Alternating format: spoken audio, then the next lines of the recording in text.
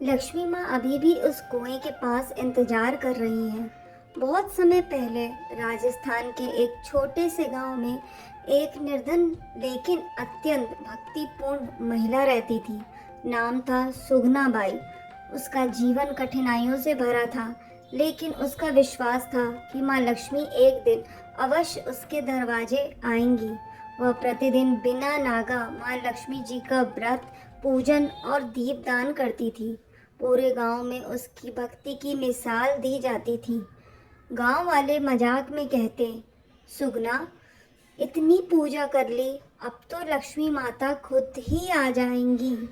सुगना बस मुस्कुराती और कहती, जब मन सच्चा हो तो माँ जरूर सुनती हैं।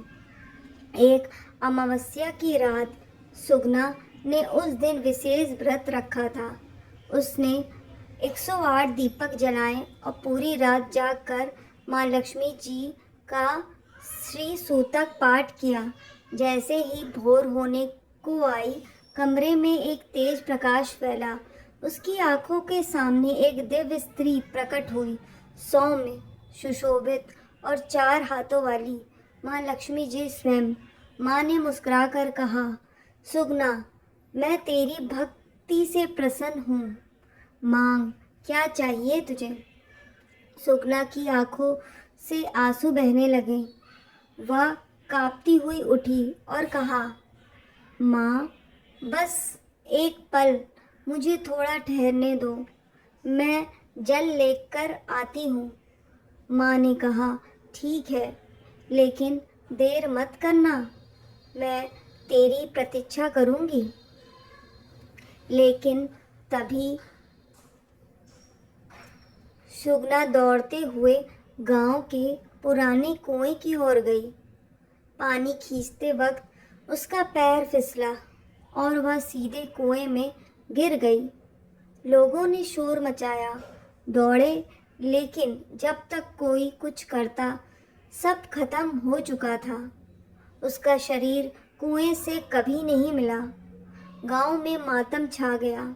लेकिन तभी गांव के पुजारी को स्वप्न में माँ लक्ष्मी जी ने दर्शन दिया और कहा, अब भी सुगना के घर में प्रतीक्षा में हूँ। जब तक वह लौटकर अपनी इच्छा नहीं बताती, मैं उसे छोड़कर नहीं जाऊंगी। आज भी गांव का वह घर अब एक लक्ष्मी मंदिर बन चुका है।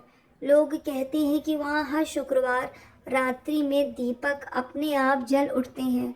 घर की दीवार पर एक दिव्य प्रकाश दिखाई देता है और कई श्रद्धालु कहते हैं कि उन्होंने एक स्त्री को कुएं के पास सफ़ेद साड़ी में बैठे देखा है, जो माँ लक्ष्मी जी से कुछ कहना चाह रही है, लेकिन बस कह नहीं पाती। श्रद्धा की वह शक्ति या कहानी हमें याद दिलाती है कि भक्ति कभी व्यर्थ नहीं जाती। शायद वह स्त्री जन्म जन्मांतर में माँ लक्ष्मी जी से मिलने का मार्ग खोज रही हो, या शायद वह माँ लक्ष्मी जी अब भी उसी विश्वास का प्रतिफल देने वहाँ बैठी हों। अगर आप कभी उस गांव जाएं तो उस कुएं को नमन जरूर करना, क्योंकि शायद वहाँ अब भी एक अधूरी पुकार गूंज रही हो।